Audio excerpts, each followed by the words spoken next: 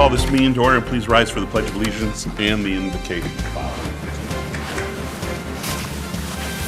I pledge allegiance to the flag of the United States of America and to the republic for which it stands, one nation, under God, indivisible, with liberty and justice for all. Dear God, please bless our elected officials. Grant them the wisdom to know and the courage to do what is right for all citizens. Amen. Amen. Amen.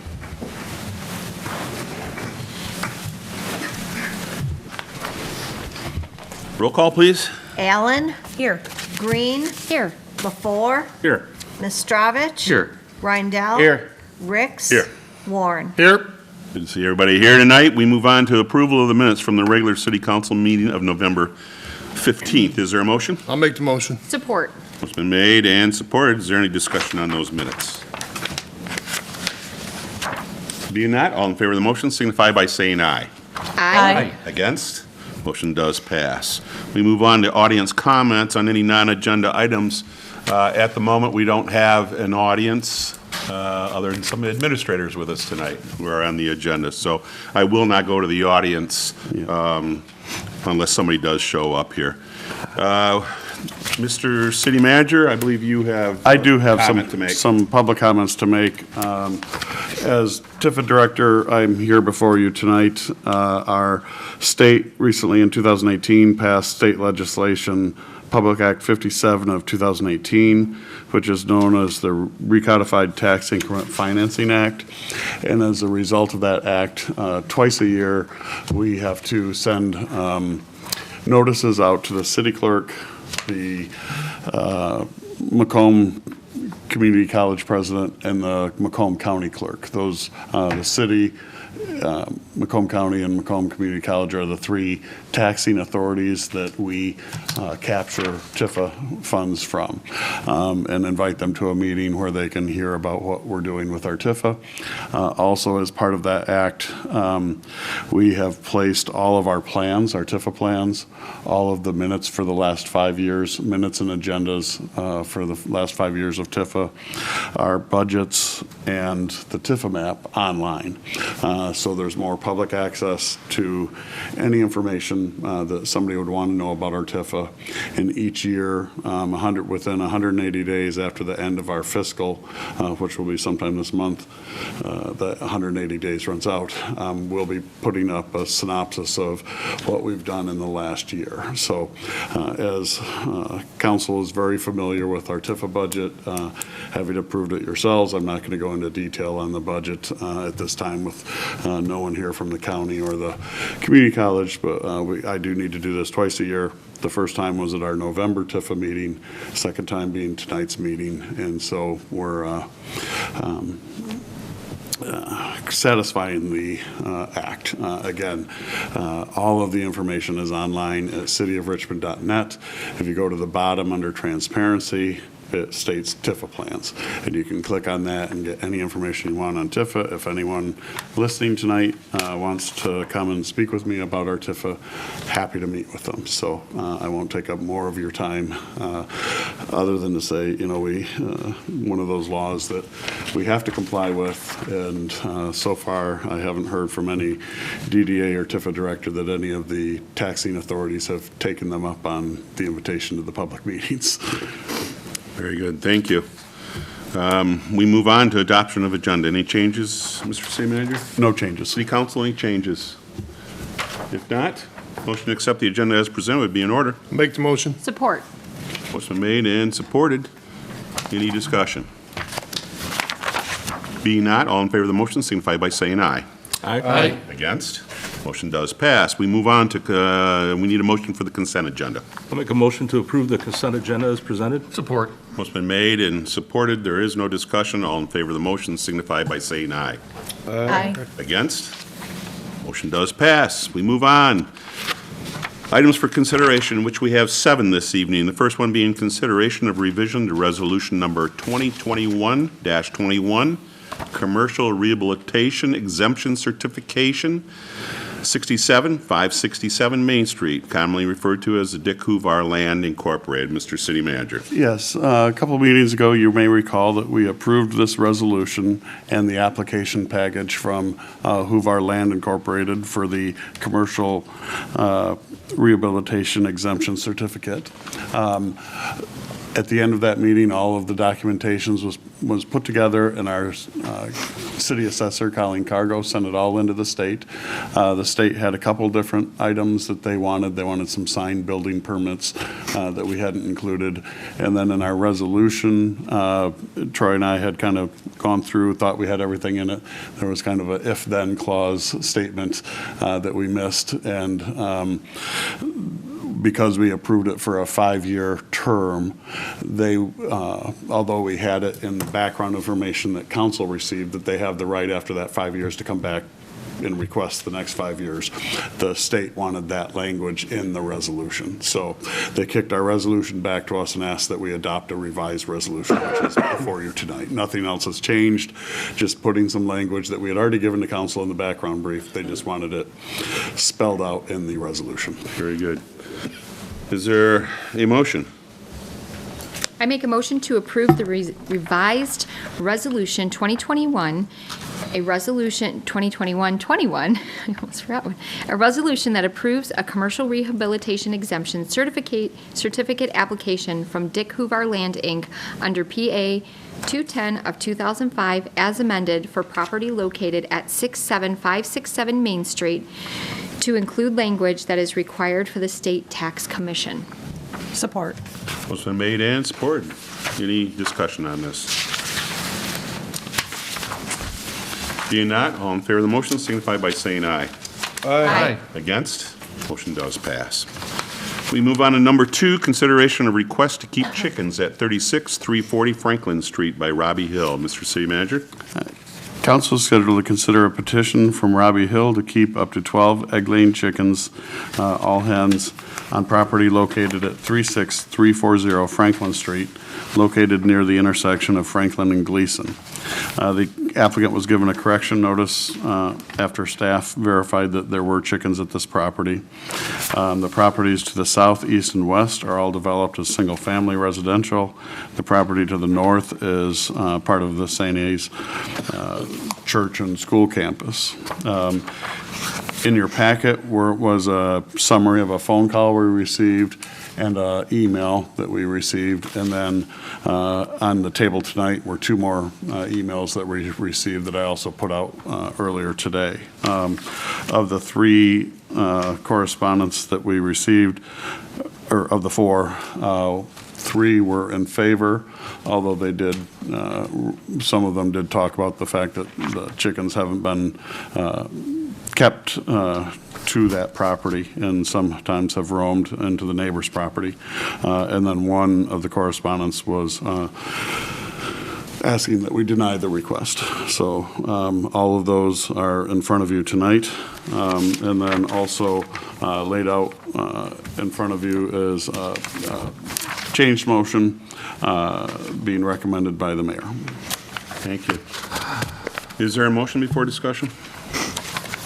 I'll make the motion to approve the petition for Robbie Hill to keep the 12 female chicken hens at 36340 Franklin Street, subject to the following conditions. 1, within 30 days, the applicant will properly install fencing to retain the chickens in the enclosure. Fencing shall be as directed by the city administration. Number 2, chickens are not allowed outside the fenced enclosure. Number 3, no roosters allowed. Number 4, this approval shall be subject to review at any time. Support. Motion made and supported. Any discussion? I bring this motion to the table because of some of the letters and also people telling me how they're seeing chickens running around that neighborhood for quite some time. So this is a little more restrictive than what the administration brought to us because of the previous history of the chickens running around the neighborhoods. I just talked to the guy that fixes my cars tonight. He lives out on 31 Mile Road. He come down Gleason recently. He said, I saw chickens running around on Gleason Street. It's like, yeah, it's on the city council agenda tonight to talk about that. So There's a certain amount of responsibility that goes along with having any kind of an animal, and in this case, being a chicken. We have chosen over the years to make sure that they are penned in. And I also want administration to oversee that, to make sure that it's done properly. And what I've seen in a picture isn't even close to being proper. So I'd still allow them to have the chickens, and then the review at any time. Again, come, supposedly these chickens have been pretty much free-ranging. So now when they're contained in a small area, there's going to be a lot more cleaning that's going to happen. And so I think that's something that we have to be very aware of, to make sure that they realize that it has to be cleaned on a regular basis. We made that clear to everybody that's come before us before. This is just a little bit different than what we've ever dealt with, and that's why I brought this motion to the table. Any other discussion?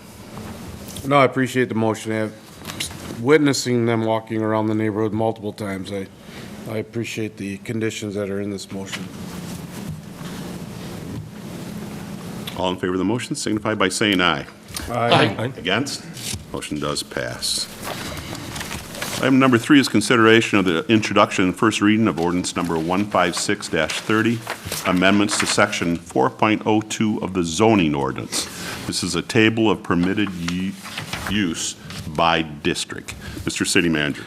Council is scheduled to consider the introduction and first reading of ordinance 156-30, which amends section 4.02, the table of permitted uses by district.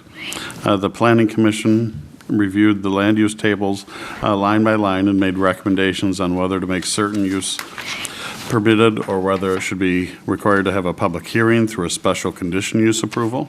In total, the Planning Commission amended 18 different uses within the land use table over, I think, the course of 3 meetings. And so we brought it back, and at the very end, even I think the last meeting made a couple changes at that meeting. So they've done a thorough job of going over this table.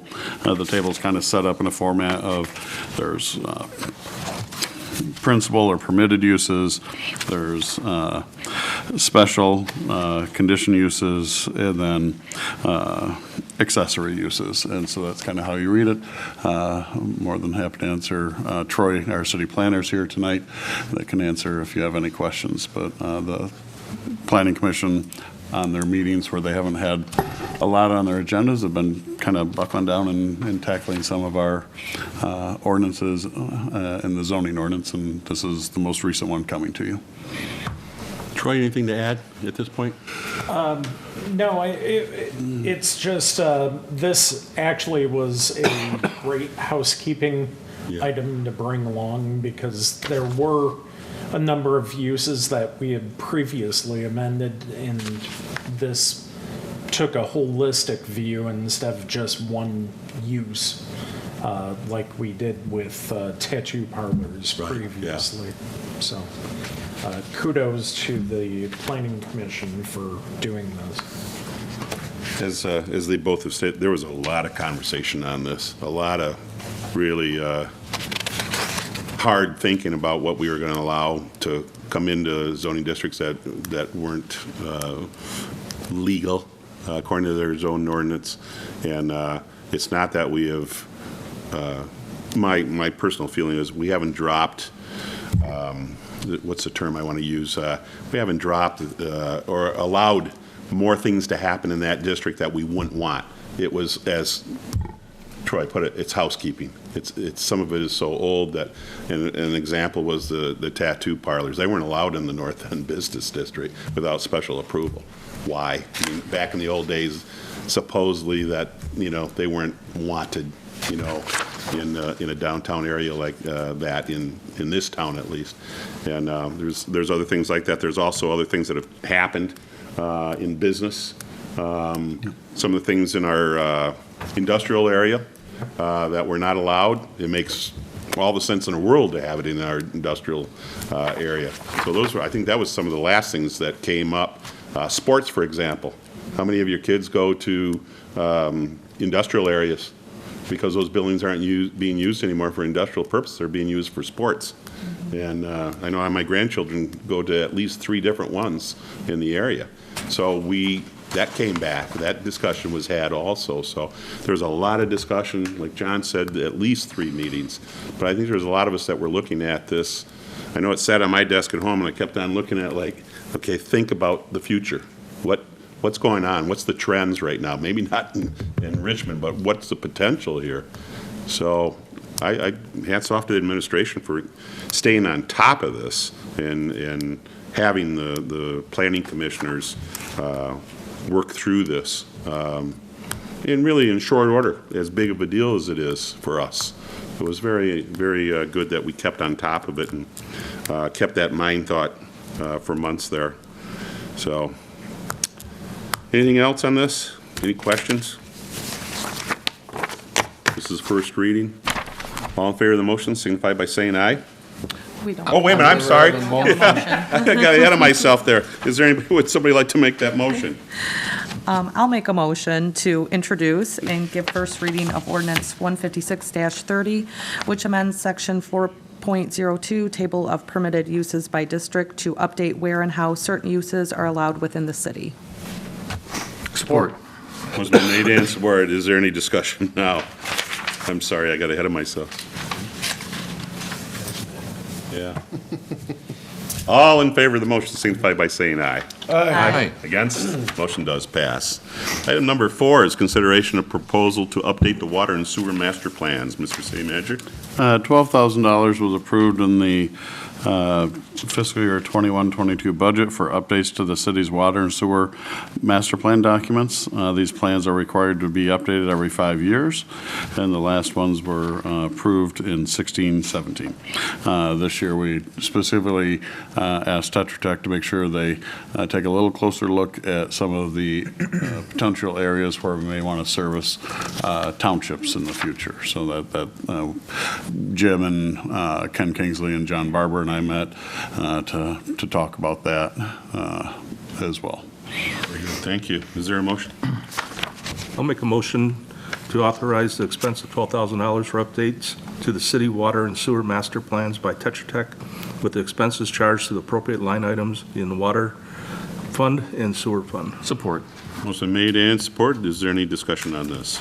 I just have one question. The kickoff conference call being $400. What is that? I mean, there are some meetings that we have to do. That their project manager and engineers have to sit on, so that's really all that's referring to. So we're paying them, that's our service, for them to be present on our kickoff calls?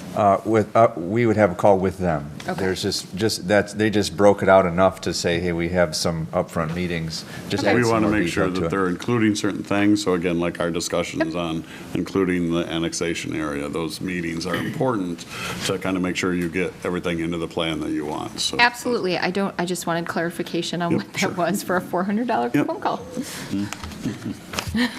Any other questions on this? Jim, did you have anything? I'm sorry, did you have anything to add? The only to comment this? I would make is that this, in addition to some specific focus, it's more of a broad review of both plans. In the next updates, I expect will be significantly more in-depth. We've done and we will be doing some more water main improvements, so there'll be flow modeling, I should say, to see where those improvements have happened, and also some more testing on the sewer side, flow data to just verify capacities and stuff. But this is more of just a simple, if you will, review and simple update to the plan. But again, in 5 years, I would expect significantly more effort so that we can bring our plans up to date. There hasn't been that much change in the last 5-10 years, but we are getting to the point where it would be of value to the city to review that further. Does this have anything to do with any potential grants? With water and sewer? Okay. Not that I'm aware of. It's more of a requirement to make sure that we do stay on top of things. Okay. Okay. Anything else, council? All in favor of the motion signify by saying aye. Aye. Against? Motion does pass.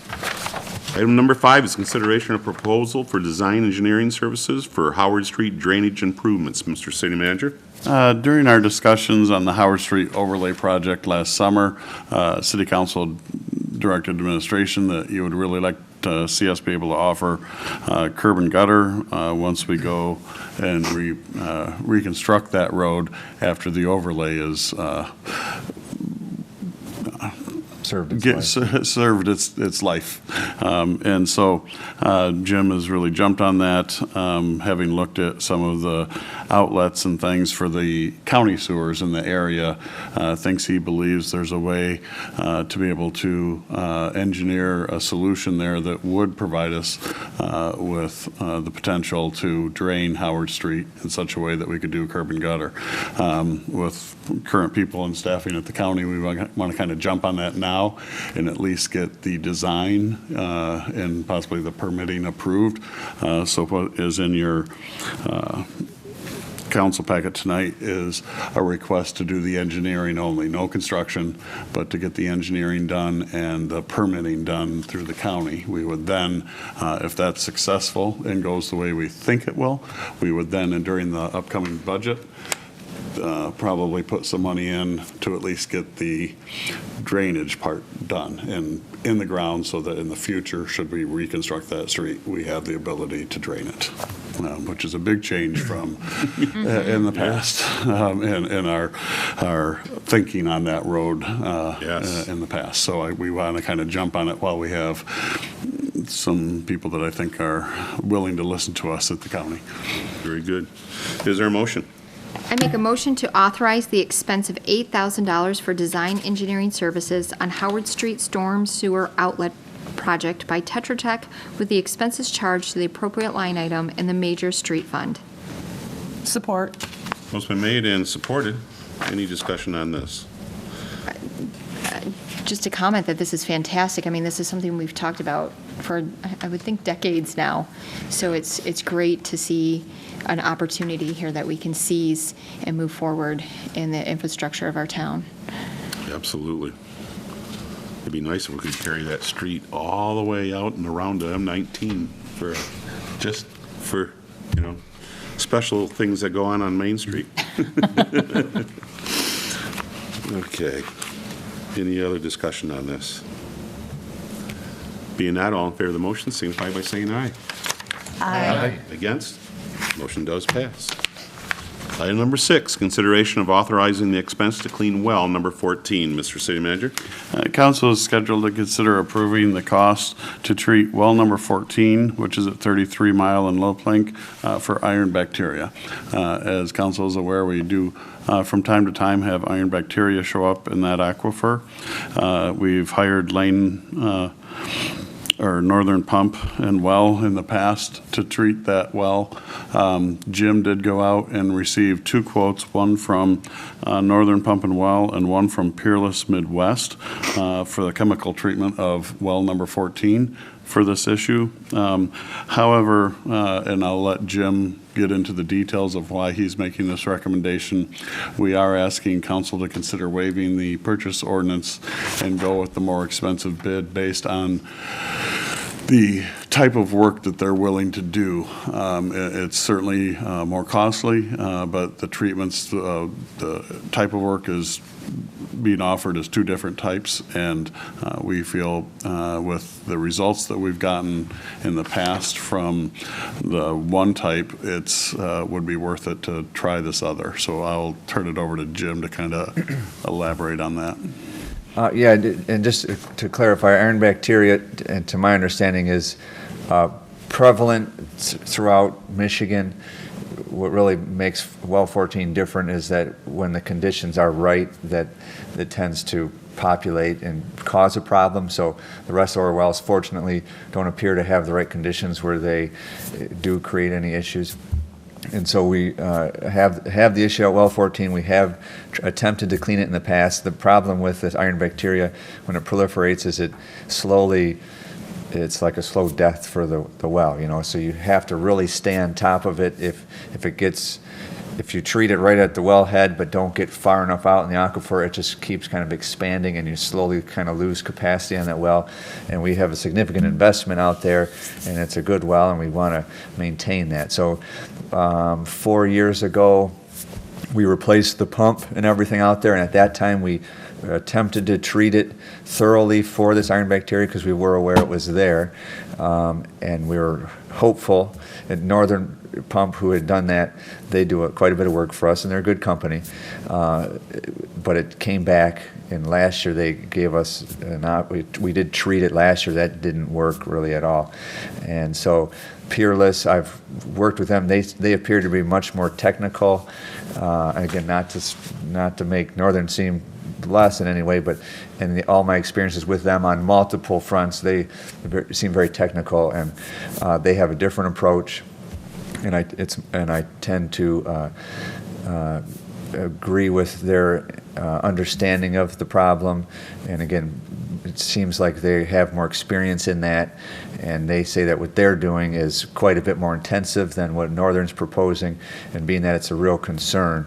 I know it's a lot more money, but being that it's a real concern and trying to maintain that, I want to try to get that back to where we started, in hopes that we can develop a proper schedule that maybe is less costly as we move forward if we are able to stay on it and get a specific fix, to maintain it, not to necessarily get rid of it, but at least maintain it so we can maintain that well for a number of years. So, Is there a motion before discussion? I'll make the motion to waive the purchasing ordinance requirements due to section 64-53D and authorize Peerless Midwest to chemically clean well 14 for the amount not to exceed $28,863 with the expense charged to the appropriate line items within the water fund. Support. Motion been made and supported. Discussion? It just sounds like money invested now saves money in the long run. We hope. yeah. Right? That's the whole idea, Well, right? 100%. We hope. Yeah. So the iron bacteria is not harmful to No, not drinking water at all. It's not We harmful. need to make that real clear. Yeah, it's certainly unappealing. Yes. But it is safe. I actually did attach to the brief. There is an EGLE or DEQ kind of a fact sheet. There should have been. Oh, maybe I forgot to attach. I apologize. But We'll get it out to council. They even mentioned in there it's certainly not a health hazard by any means. Okay. Well, and it's naturally occurring in the ground. Yeah. Yeah. Now, to be perfectly clear, it's naturally occurring, but it can also be introduced if there was contamination, say. But we don't know if that's the case here, but we don't expect it is. Many well drillers that I talk to, or the multiple that I talk to, they all encounter it. It's just something that they deal with. They're not 100% sure why some wells tend to have it proliferate and some don't. It's believed just to have to do with the mineral composition, and once you introduce some oxygen into the well and you get heat now from a motor, it just allows, for some reason, in some cases, it proliferates and causes a problem, a maintenance issue. So again, it's not a health thing. The biggest thing is maintaining the capacity and the ability to pump water out of that well that we have to treat it. Yeah. Okay, good. Any other discussion? And two, it's still, even that higher price is still under the budgeted, that was budgeted for, so. Okay. Roll call?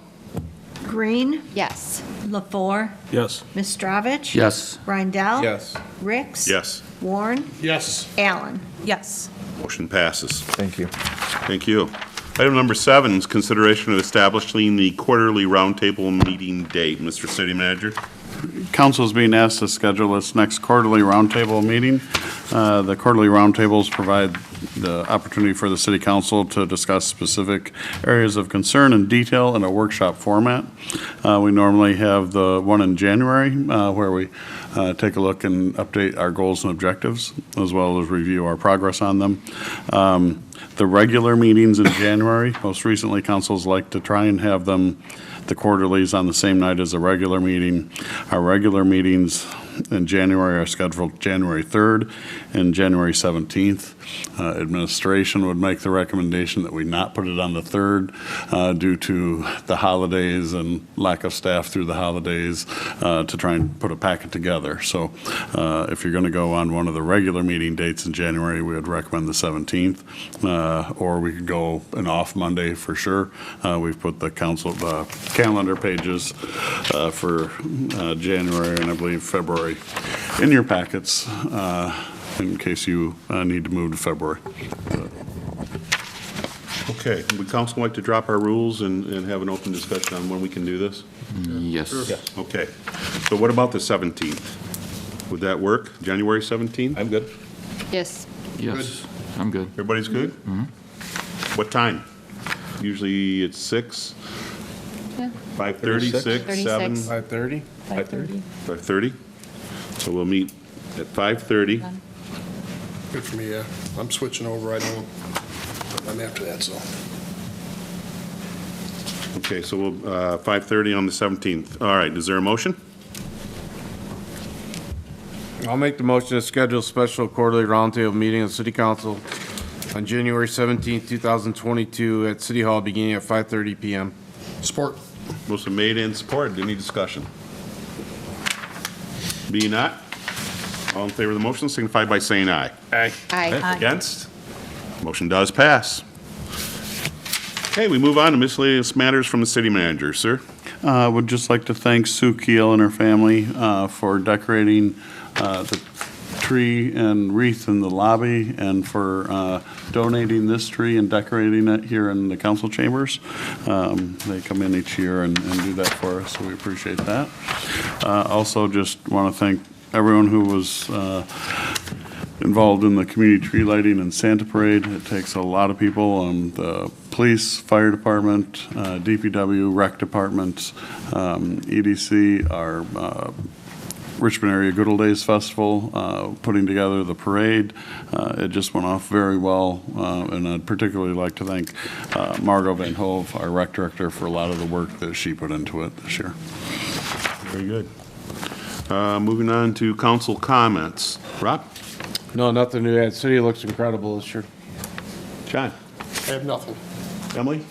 Nothing tonight, thank you. Jamie? Just to reflect again on John's comments, and I think it was one of the largest attended tree lighting ceremonies we've ever had. It definitely was. Packed. It was incredible. It was just an incredible moment. It was, memories were made, and people will remember that Yeah, from here on out. absolutely. Yeah. Absolutely. Dennis? Good. Michael? No, I concur. I can't add anything to that. Okay, and it was great. Appreciate all the hard work that was done by so many. We want to thank also the John Warren family. Yes. For the donation of the city Christmas tree. It's a beautiful tree, John. You're welcome. Too bad we can't reuse it every single year. The want it back. The other one, we want to thank Santa for taking time out. He is so busy this time of year to be here to listen to our kids, and I understand it all went very, very well by him. He just loved our kids. The other one was we had Larry Connington, who's worked at our DPW for 33 years. He just retired this week, so our congratulations and good luck to him also. I have some announcements here. The Lois Wagner Memorial Library Mitten Tree Collection is going on until December 13th. They're collecting gloves, mittens, scarves, and hats for both children and adults. They can be homemade or purchased, and they would like you to drop those off at the library during their normal operating hours, if at all possible. And then those will be distributed by the Richmond Lions Club and Sandy's Kids. Any questions? 727-2665 to talk to the library. The Friends of the Lois Wagner Memorial Library will have their 26th annual Christmas cookie sale. That will be at the library meeting room on December 10th from 3 to 7. And all those cookies will be sold by the pound. And if you'd like to be a baker, you can again call the library at 727-2665, and the proceeds from this will benefit the Memorial Library. Another one that's come back to our city, it's good to see, is the Richmond Community Theater. We'll have a production that they're calling The Good Old Days. The show dates are December 17, 18, and 19. The price of tickets is $10 for everyone. You can buy those tickets at richmondtheater.com. That's a capital R for Richmond, a capital T for theater.com. And the portion of those proceeds will be donated to Elena's Foundation. This is a story about a girl that moved here. Actually is a true story to a point, according to her father that talked to me at the tree lighting Saturday. And they wrote this actually a couple of years ago. Her dad, oh God, Vince? Isn't it he Vince? works for Detroit writer. Mitch Albom. Mitch Albom, yes, Mitch Albom. And I'm sure this is going to be a great play. It tells about her life growing up in Richmond, and it is a musical. So this should be pretty good. And that is, again, on December 17, 18, and 19. So that's what we have so far here. Our calendar, it shows a Recreation Board meeting. That has been canceled for tomorrow night. And the Planning Commission will be meeting at 7 o'clock on the 9th, right here at City Hall. No BZA? Oh, okay. And then the Friends of the Library cookie sale will be on the 10th. As mentioned, Library Board meeting will be on the 13th at the library at 7 o'clock. And that takes us through 2 weeks from tonight will be our next regular city council meeting.